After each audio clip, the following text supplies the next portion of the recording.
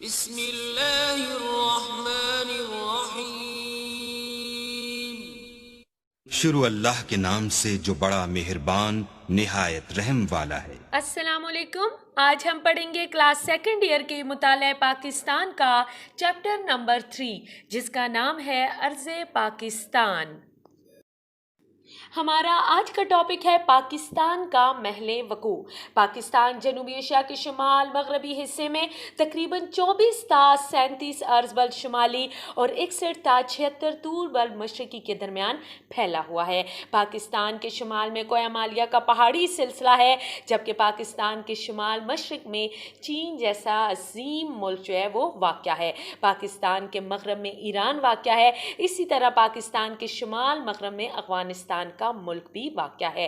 پاکستان کے مشرق میں بھارت واقع ہے اور پاکستان کے جنوب میں بحیرہ عرب واقع ہے۔ اب ہم بات کریں گے پاکستان کے محل وقوع کی اہمیت کی۔ پاکستان کو دنیا میں محل وقوع کے اعتبار سے نمایاں حیثیت حاصل ہے، کیونکہ یہ جغرافیائی اور سیاسی لحاظ سے ایک حساس خطے میں واقع ہے۔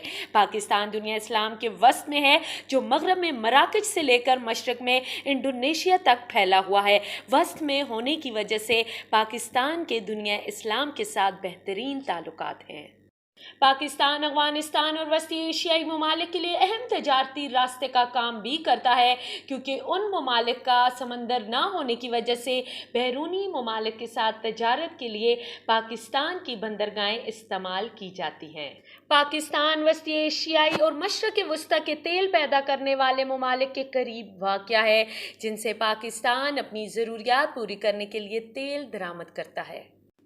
پاکستان سپر پاور چین سے بذریعہ سڑک ملا ہوا ہے، جس کے ساتھ بہترین تعلقات میں پاک چین دوستی ایک مثال بن چکی ہے۔ پاکستان اور چین کو ملانے والی ایک بہترین شاہراہ شاہراہ قراقرم ہے، جس کے ذریعے مسافروں اور سامان تجارت کی آمد رفت ہوتی رہتی ہے۔ پاکستان کے جنوب میں بحیرہ عرب ہے، جس میں پاکستان کے پاس 3 اہم بڑی بندرگاہیں موجود ہیں، جو نہ صرف پاکستان کی تجارت کے لیے اہمیت رکھتی ہے، بلکہ افغانستان اور وسطی ایشیائی ممالک بھی ان پر انحصار کرتے ہیں۔